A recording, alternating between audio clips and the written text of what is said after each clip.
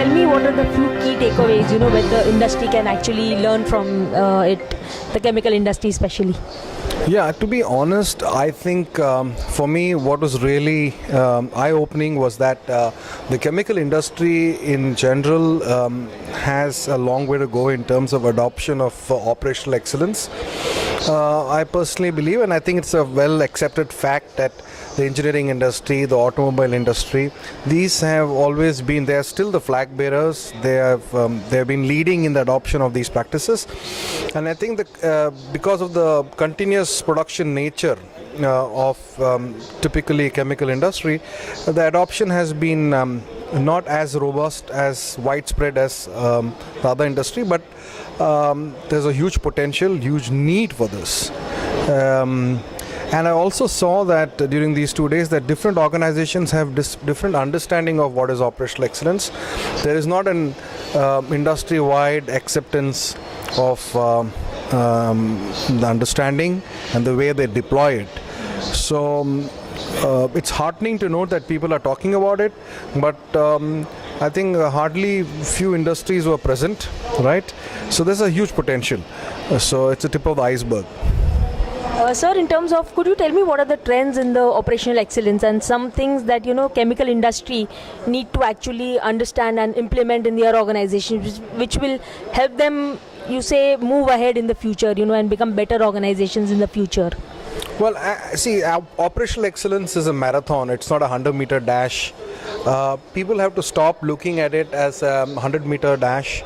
You cannot build a culture where you give incentives and money to people and get improvements. Improvements has to be built into the fabric of the organization.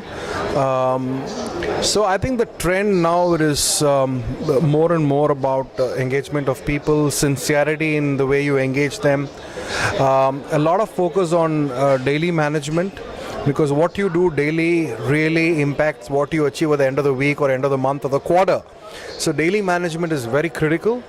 There is also a trend where people are looking at big data, industry 4.0, and one has to remember that these things cannot replace the need for people engagement unless, of course, somewhere in the future you reach a day when everything is driven by non-humans and it's all driven by robots. Maybe that will happen. I'm sure it can happen.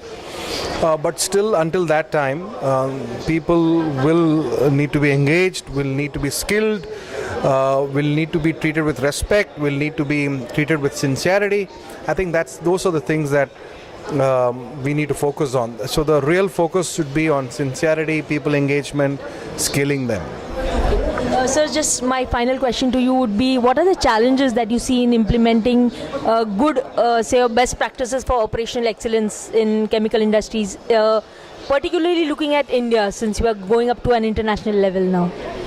Well, first let me talk about, in general, with the industry, I think top management commitment. Our chairman, Mr. Masaki Imai, the chairman of the Kaizen Institute, always says top management commitment, and top management commitment.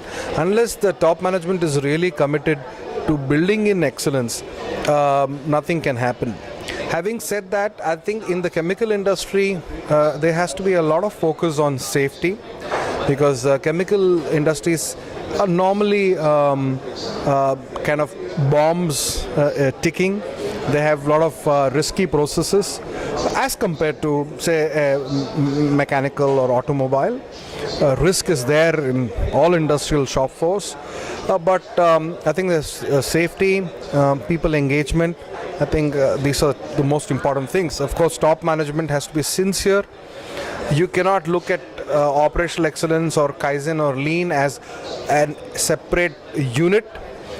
It is like how you dissolve sugar in milk. You have to dissolve operational excellence in your day-to-day operations. Thank you so much, sir. That was very insightful, and wish you all the very luck with your conferences. Thank you.